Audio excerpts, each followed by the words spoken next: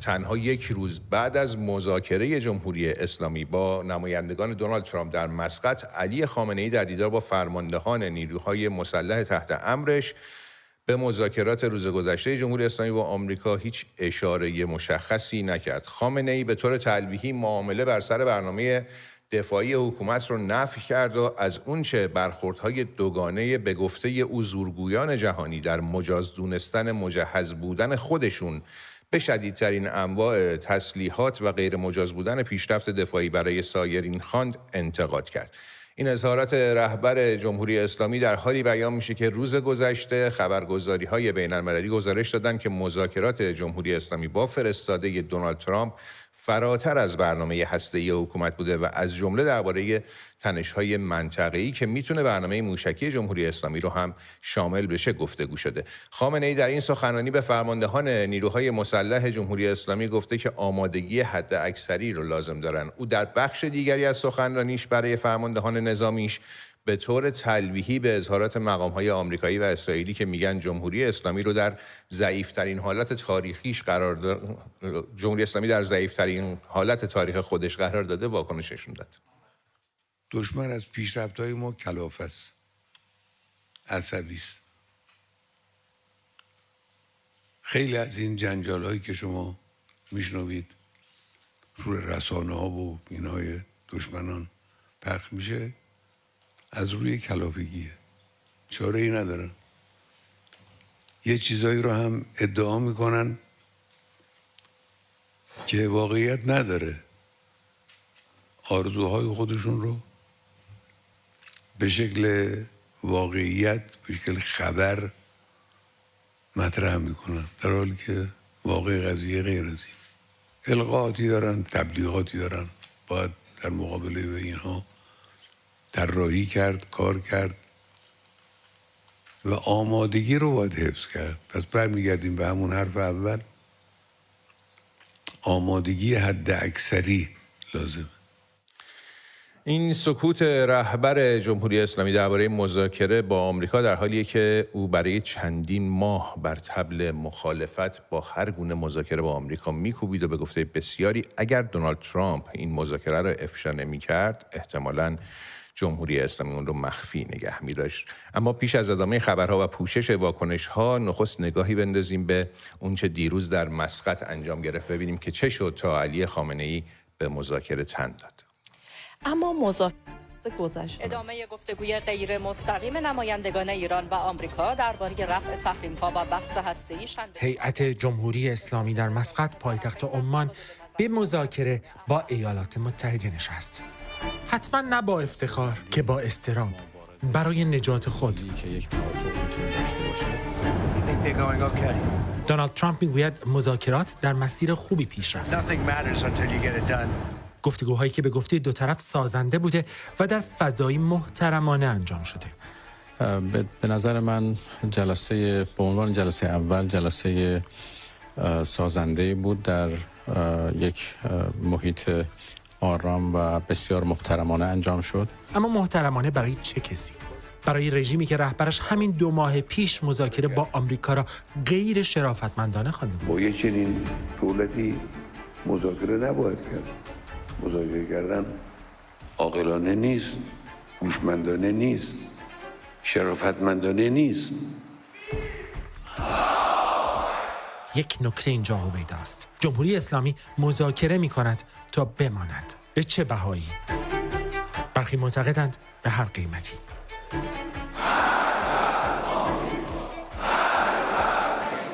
اما خب پاسخ مبهم است. سوال اساسی این است که آیا جمهوری اسلامی آماده تن دادن به خواسته های ترامپ است؟ اینکه برنامه اتمی را تعطیل و برنامه موشکی را محدود کند و از نیابتی هایش دست بکشد. روی کاغذ و به تجربه بعید به نظر می رسد. اما خب اگر نپذیرد گزینه بعدی چیست؟ بی2، بی52 و دیگو گارسیا؟ پس اگر حاضر به پرداخت بها نیست، چرا پای میز مذاکره آمده؟ شاید این بار هم به قمار مذاکرات فرسایشی و طولانی دل بسته باشد. اما طرف جمهوری اسلامی این بار دونالد ترامپ است، نه صبر دارد نه تعارف. امتیاز می‌خواهد، عجله دارد و وقتی پای معامله وسط باشد رحم نمی‌کند. به ویژه با حریفی که هیچ برگی برای بازی در دست ندارد. Together we will fight and we will win. We're going to win. ترامپ تسلیم می‌خواهد و جمهوری اسلامی بازیگری خسته و تنها که هنوز خیال می‌کند زمان می‌تواند نجاتش دهد. هیچ وقت رفت نخواهند کرد. اینا ما رو ذلیل می‌خوان. اما اگر پایان این مذاکرات آنطور که در دور اول گفتند مثبت و سازنده باشد، معنایش یک چیز است: رژیم جمهوری اسلامی دست کم در برابر زور به تغییر رفتار تن داده. و اگر چنین شد، یعنی تهی شدن از همه شعارهای 46 ساله این حکومت، یعنی سقوط درونی پیش از سقوط نهایی، یعنی سقوط نرم. خیلی از این جنجال هایی که شما میشنوید روی رسانه ها و اینای دشمنان پخش میشه از روی کلافگیه، چاره ای نداره. اما خب این سناریو اما و اگر بسیار دارد. خیلی ها باور دارند جمهوری اسلامی در نهایت سقوط سخت را به سقوط نرم و تدریجی ترجیح میدهد. به شکل واقعیت تاریخ درباره حکومت‌های از جنس جمهوری اسلامی چنین میگوید: به حمدالله جمهوری اسلامی تلاشش خوبه، تحرکش خوبه، پیشرفتش هم خدا رو شکر. اما مذاکرات روز گذشته به فرمان خامنه‌ای امروز با انتقاد مقامات حکومتی نزدیک به خود او روبرو شد. از جمله مهدی کوچکزاده، نماینده مجلس از تهران، روز گذشته در پستی در کانال تلگرامش درباره این مذاکرات نوشت: شنبه روز بدی بود، بی‌شرف‌ها شرف رو قربانی کردند. همین نماینده امروز در صحن علنی مجلس از مخفی نگاه داشتن این مذاکرات در لحظه آخر انتقاد کرد. فریاد نزن، ما اطلاعی نداریم. ملت بدانید مجلس هیچ اطلاعی از این مذاکرات ندارد. اون کسانی که بیانیه امروز دادن در جهت تایید این بدانند مجلس خبری از مذاکرات ندارد. همین آقای قشقاوی به من گفت من عضو کمیته هسته‌ای ام ولی هیچ اطلاعی ندارم. ما اطلاعی نداریم ولی حالا که بنا هست با تلخی کامل این اقدام بشود ما مخالفتی نمی کنیم و السلام علیکم و رحمت الله و برکاته. آقای کوچکزاده، اولا جناب عالی به عنوان مخالف بودید، آیین‌نامه رو رعایت نکردید و این خلاف آیین‌نامه بود. دو، من خیلی روشن بگم جناب عالی به عنوان نماینده محترم قدم دار رو چشم، ولی از طرف مجلس که نمیتونین سخن بگین مجلس در جریان نبوده است. مجلس حتما در جریان بوده است. هیچ کاری و هیچ اقدامی خارج از مسیر قانونی انجام نمیشه. این حرف جناب عالی حرف صحیح و درستی نبود. مشخص نیست وقتی یه نماینده مجلس میگه از این مذاکرات خبر نداشته، منظور قالیباف از با خبر بودن مجلس دقیقاً چیه؟ اسماعیل کوثری نماینده سپاهی مجلس و عضو کمیسیون سیاست خارجی مجلس هم گفته اگر در مذاکرات با آمریکا به دنبال وارد کردن بحث‌های خارج از موضوع هسته‌ای مانند مسائل دفاعی و موشکی باشد قطعاً مذاکرات موفق خواهد شد. او همینطور گفته غنیسازی هم به هیچ وجه متوقف نخواهد شد. عباس گودرزی عضو هیئت رئیسه مجلس هم نسبت به نتیجه این مذاکرات ابراز بدبینی کرده و گفته تجربه نشون داده کسی که در این مذاکرات در مقابل ما قرار داشته اهل نقض عهده. منوچهر متکی وزیر پیشین خارجه در دوران احمدی نژاد و نماینده مجلس هم در گفتگو با تلویزیون حکومت که نسبت به مذاکرات نه خوشبین نه بدبین اذعان کرده جمهوری اسلامی از ترس سقوط به مذاکره با آمریکا تن داده، چون آمریکا تنها دو گزینه مقابل جمهوری اسلامی قرار داده. استراتژی اول امریکا براندازی است. استراتژی دوم امریکا تغییر رفتاره. ما البته متاسفانه یه استراتژی واحدی که همه دولت‌های ما از اون تبعیت بکنن نداریم، جز دیدگاه‌های روشن و روشنگرانه مقام معظم رهبری که من وارد اون بحث نمیشم. اما همزمان واکنش‌های بین‌المللی به مذاکرات روز گذشته جمهوری اسلامی و آمریکا ادامه داره، واکنش‌هایی که محتاطانه اما مثبت بوده. رئیس جمهور آمریکا هم در گفتگوی کوتاهی که در هواپیمای ریاست جمهوری انجام داده گفته تا وقتی مذاکره نهایی نشده چیزی برای گفتن نیست. I want them not to have a nuclear weapon. I want Iran to be a wonderful, great, happy country. But they can't have a nuclear weapon. And we're negotiating with them on Saturday. We have a big meeting with them. What do you hope to come? And right now we have a meeting with President Putin as we speak. There's a meeting going on right now. But with Iran, I want them to flourish, but they can't have a nuclear weapon.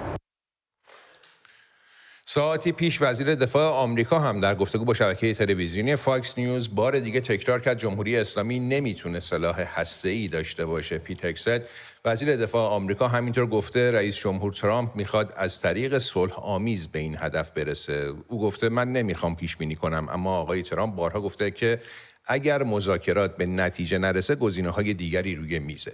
امیدوارم هیچ وقت کار به اونجا نرسه. وزیر دفاع آمریکا همچنین ادامه داده که ما با آنچه با حوثی‌ها کردیم نشون دادیم که میتونیم تا چه اندازه بزرگ و قدرتمند عمل کنیم.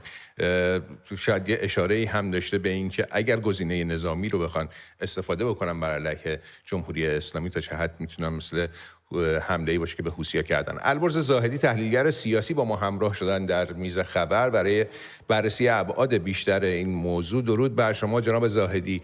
ابتدا اجازه بدین اینو بپرسم که دلیل سکوت علی خامنه‌ای و عدم واکنشش نسبت به مذاکرات چیست؟ صدای من در دارین الان؟ بله من الان صداتون رو دارم. متاسفانه کامل سوال متوجه نشدم. من عرض کردم سلام عرض می‌کنم خدمت شما. زنده باشید. عرض کردم سکوت علی خامنه‌ای چه معنایی داره؟ یک روز بعد از مذاکرات اولین سخنرانیش هیچ اشاره روشن و مشخصی به مذاکرات نداشت، هیچ واکنش مشخصی ما از علی خامنه‌ای ندیدیم. این رو چه میشه معنا کرد؟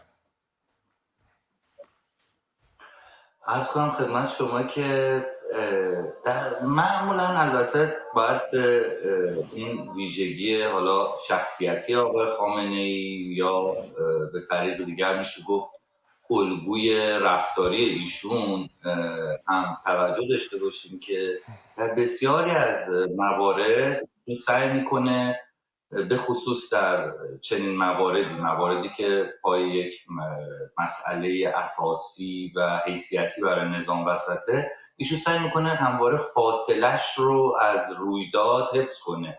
در موارد بسیاری بوده که شرایطی بحرانی در کشور حکم فرما بوده، ما مثلا شاهد بودیم ایشون 5 روز 10 روز دیرتر واکنششون دادن. اما در این خصوص ما باید به یک نکته دیگه هم توجه کنیم، اونم که خب در تمامی در واقع مواردی که در سالهای گذشته ایران مجبور به تصمیم گیری بوده، همیشه آقای خامنه‌ای یک سپری رو برابر خودش داشته، اونم دولت‌هایی بوده که سعی می‌کرده ازشون به طور رسمی فاصله بگیره. اما این بار خیلی ماجرا متفاوته. از یک طرف مورد خطاب قرار گرفته، شخص خودش باید تصمیم بگیره، چند وقت پیش صحبت کرده، چند وقت پیش اصلا مذاکره رو شرافتمندانه نمیدونسته، حالا مجبور شده مذاکره بکنه.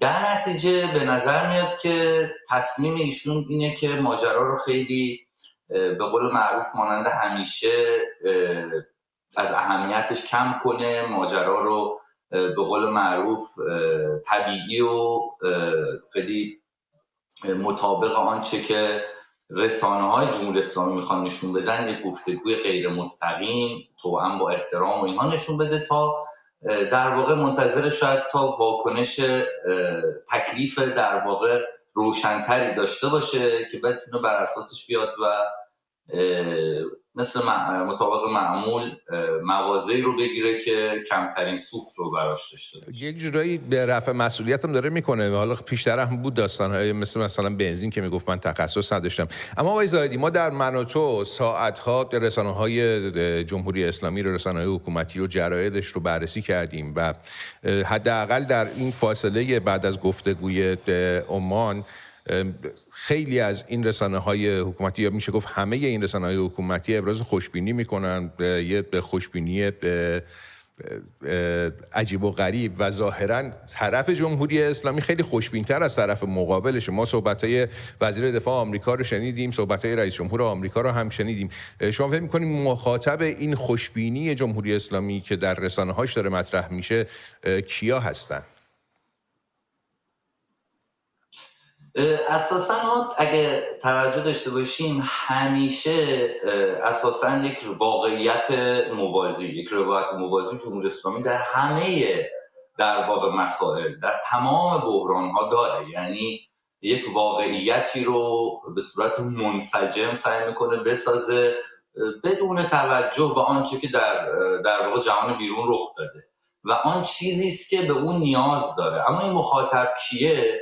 در واقع خب اگه بخوایم خیلی مشخص‌تر صحبت کنیم، مخاطب همون اقلیتی هستند که جمهوری اسلامی همیشه باید اونها رو در واقع اقناع کنه، راضی کنه و در این بار اول نیست. شما ببینید تصویری که الان داره جمهوری اسلامی ارائه میده مطابق با در واقع اون روایت اول خودشه. شما میبینید که مثلا تصویرش اینه که آمریکا از ما خواهش کرده که این پای مذاکره، ما گفتیم نه مذاکره مستقیم نمی کنیم. آنچه که رخ داده رو هم اینطور نشون میدن. در واقع روایتشون این هست که بعد لحظات آخر یک ملاقاتی هم حالا اتفاق افتاده، اونها خواست جمهوری اسلامی رو در واقع پذیرفتن، همه چیز هم خوب بوده تو هم با احترام متقابل و در ادامه هم چنین خواهد بود. یعنی ما فراموش نکنیم که این ویژگی فقط جمهوری اسلامی نیست. شوروی، کره شمالی، عراق، ما حتی موارد داشتیم که سخنگوی صدام حسین تا لحظه آخر داشته از فتح آمریکا، در واقع شکست سنگین نیروهای آمریکایی میگفته. من فکر نمی‌کنم که این به اینجا ختم بشه. یعنی هر اتفاقی بیرون بیفته ما احتمالاً یک واقعیت موازی رو در رسانه‌هاشون شاهد خواهیم بود. خیلی سپاسگزارم از حضور شما در میز خبر. البرز زاهدی، تحلیلگر سیاسی که با ما همراه بودید. متشکرم از شما. زنده باشید.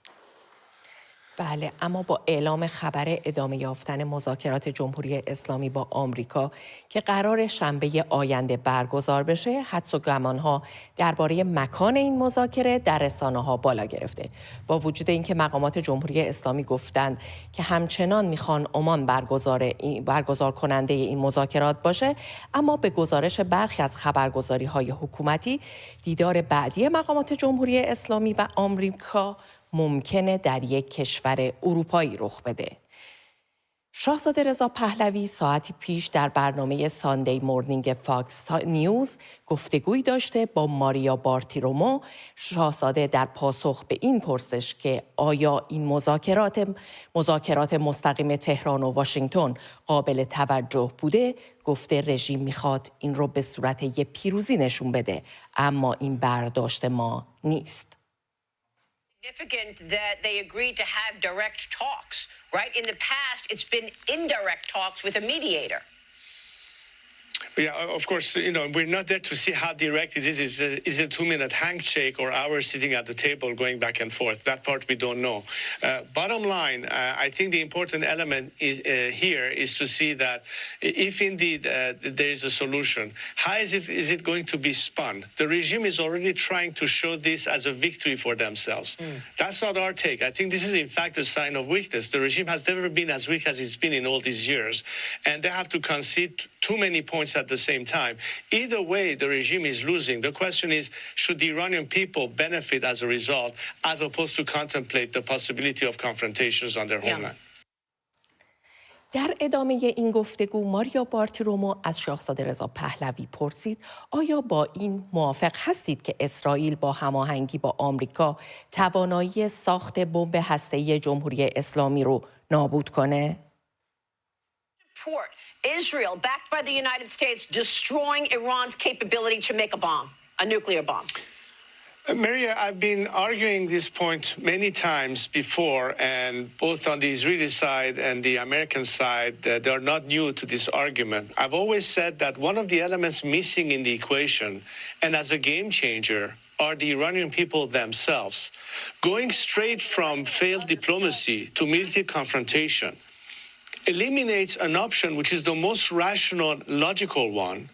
And the reason I say this is because contrary to this regime that has been a warmongering regime, and they cannot be true partner in peace as peacemakers, as opposed to a nation and a people that want to have friendly relations and cordial relations with our neighbors and the rest of the free world. Why not give the Iranian people a chance before you have to resort to more dire scenarios of confrontation? And that's an opportunity to bring the regime down at the hand of the people of Iran themselves. Because if in this window of opportunity, we miss this chance, then of course you'll be forced to take those measures. And as grudgingly as it is, we cannot be unrealistic that it could be the consequence.